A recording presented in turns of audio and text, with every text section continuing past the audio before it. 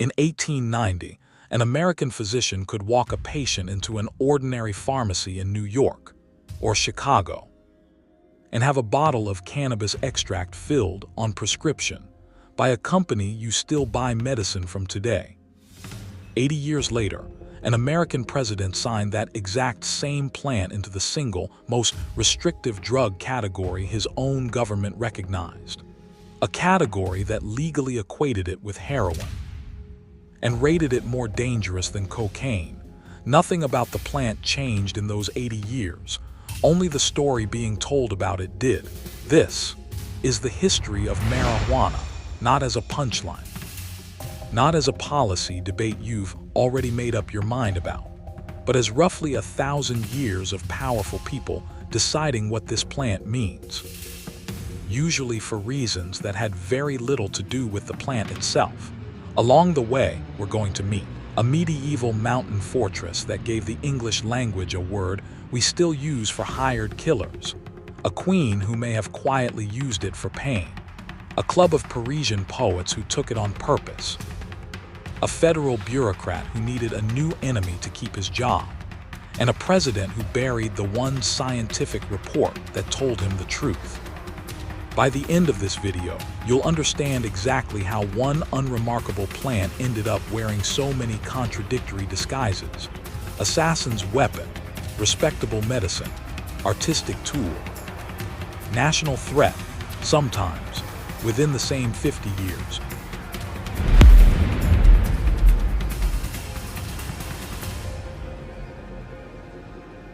Start with what's actually old, because the plant's psychoactive history runs far deeper than its most famous legend. Chinese medical texts attributed to the legendary Emperor Shen Nung, compiled and expanded over roughly 2,000 years, already describe cannabis producing visions. Alongside its more conventional medicinal uses, in ancient India, cannabis was woven directly into religious life, prepared as bhang, and consumed during festivals honoring Shiva, a tradition some communities still observe today. The Greek historian Herodotus, writing in the 5th century BCE, described Scythian mourners throwing cannabis seeds onto heated stones inside a closed tent and inhaling the resulting vapor together as part of a funeral rite. None of that has anything to do with hired killers or hashish legends. It simply establishes the baseline fact this whole video keeps circling back to. People have known this plant alters consciousness for at least 2,500 years. Across civilizations, that never spoke to each other, which makes it worth asking, why out of all that history? It's a single medieval Persian legend that left cannabis's fingerprints permanently on the English dictionary. In 1090, a religious and political leader named Hashish Saba broke away from mainstream Ismaili leadership and built an independent movement centered on a chain of mountain strongholds in what's now Iran, the most famous being the fortress of Alamut. His followers, the Nizari Ismailis, couldn't win a conventional war against the much larger Sunni and later Crusader armies surrounding them, so they didn't try. Instead, they specialized in something narrower and far more frightening: training operatives to infiltrate a rival's court for months, sometimes years, before carrying out a single, precisely timed political killing. It worked. Across the 11th, 12th, and 13th centuries, Nizari operatives were credibly linked to the deaths of a long list of regional rulers, viziers, and commanders. And on at least a few occasions, Crusader leaders too. That track record earned the sect a reputation, on both sides of the religious divide, as something close to unstoppable. And unstoppable enemies tend to attract explanations that flatter the people who can't defeat them. The story that eventually reached Europe claimed Hashish Saba drugged young recruits with hashish, carried them unconscious into a hidden garden, stocked with wine, food, and beautiful company, built to resemble the paradise described in the Quran. He let them briefly live inside that illusion, then drugged them again, and returned them to ordinary life. Utterly convinced paradise was waiting for them the moment they died carrying out his orders. The version that made this story famous across Europe came from Marco Polo, who recounted it in his travel writing near the end of the 13th century, decades after the Mongols had already flattened Alamut and ended the Nizari state as an independent power. Polo never claimed he had seen the garden himself. He was retelling stories that had already been circulating, and almost certainly getting more dramatic, for generations. Modern historians are considerably less convinced by this legend than 8 centuries of retelling would suggest they should be. The scholar Bernard Lewis, whose study of the Nizari Ismailis remains one of the most influential in the field, concluded the Garden of Paradise story functioned primarily as hostile propaganda, spread first by the sect's Sunni rivals, and then eagerly amplified by Crusader chroniclers.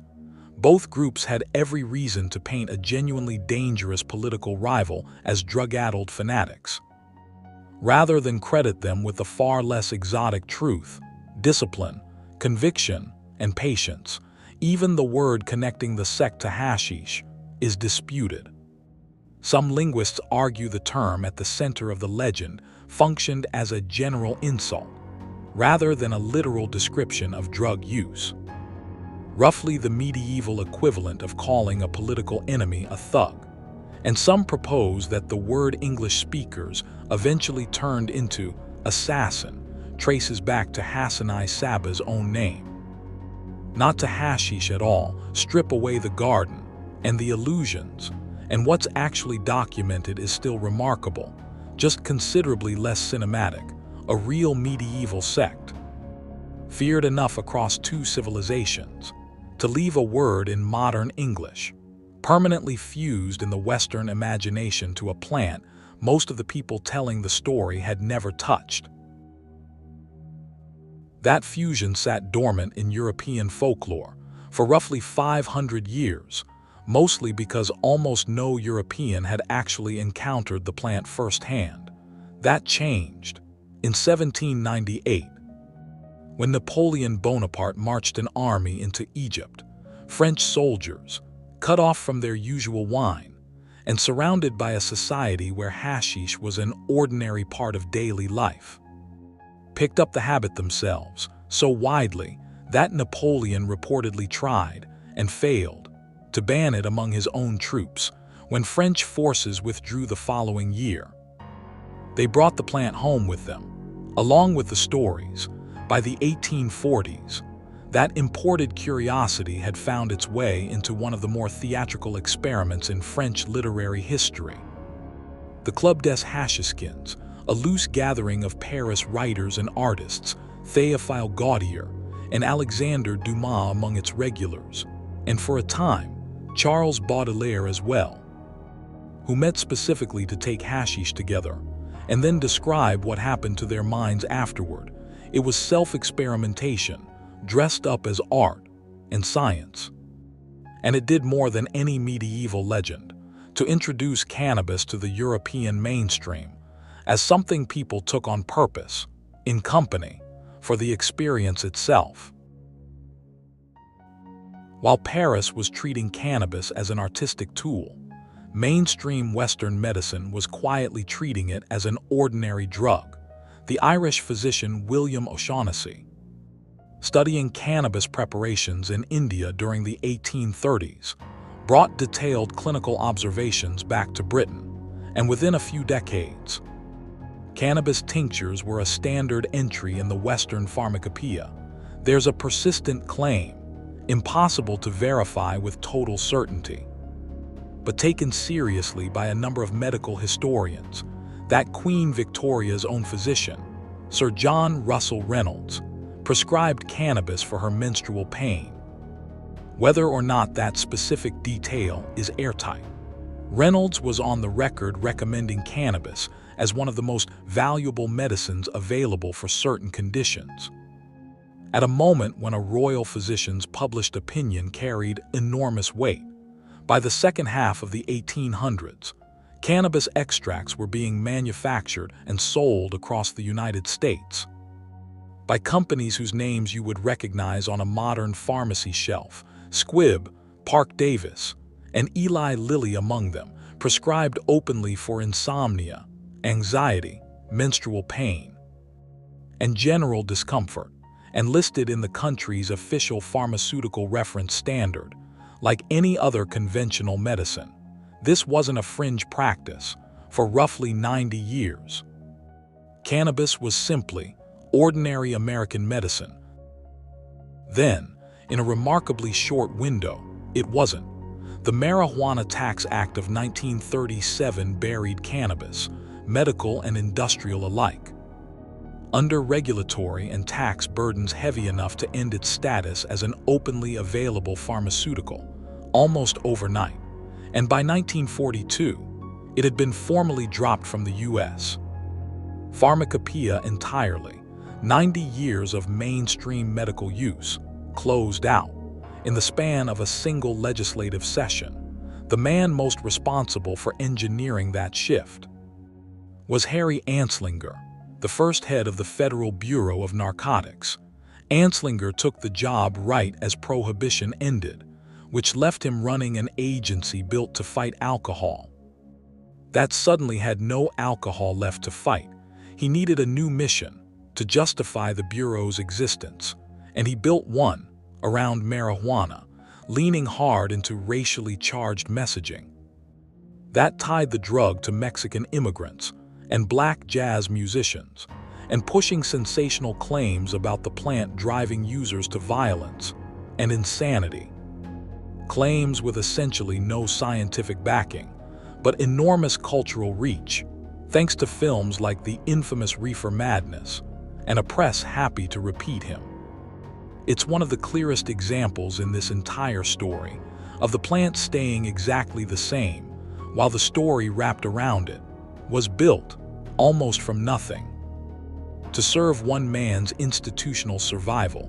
Even the word marijuana itself was part of the campaign.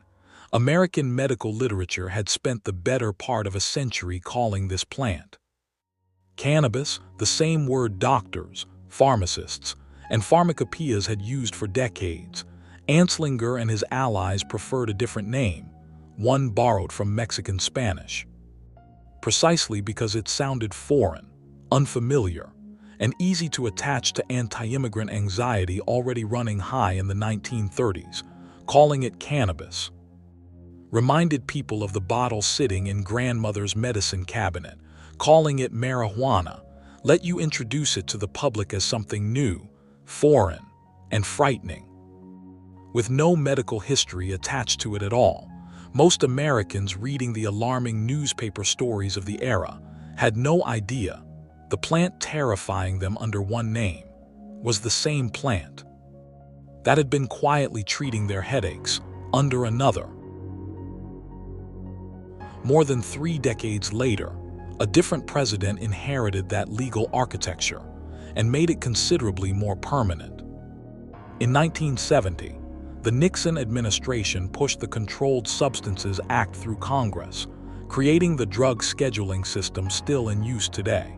And the following year, Nixon formally declared what his administration called a war on drugs.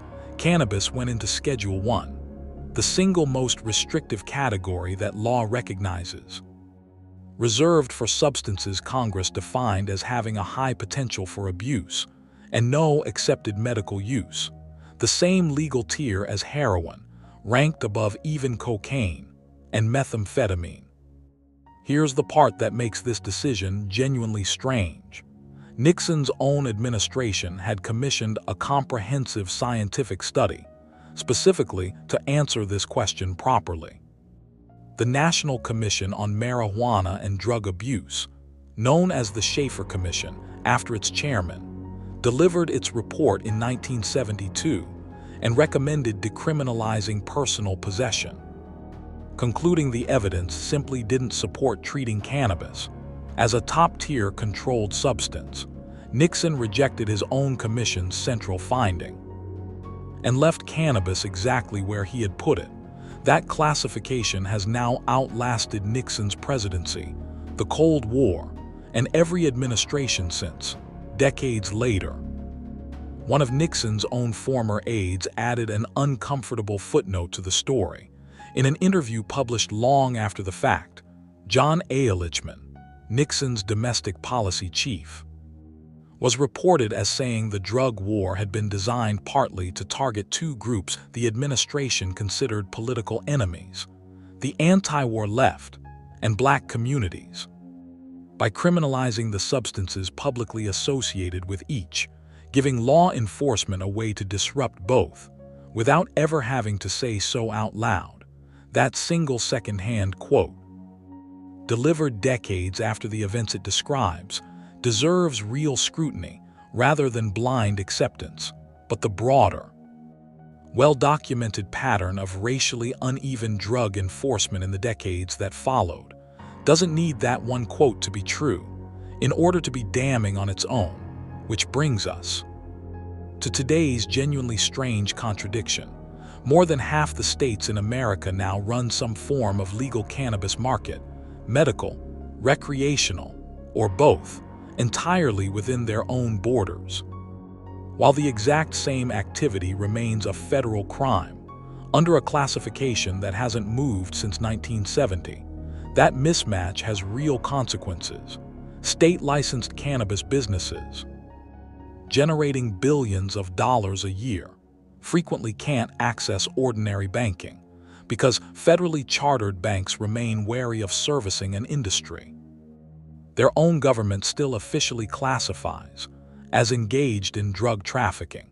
In 2024, the DEA formally proposed moving cannabis down to the considerably less restrictive Schedule 3, a process that, as of this video, is still working its way through federal review, still not finalized, still leaving the plant sitting in exactly the legal category Nixon assigned it. More than 50 years, and dozens of state ballot measures ago, the United States isn't even leading this particular shift. Uruguay became the first country in the world to fully legalize a national recreational market. Back in 2013, Canada followed nationwide.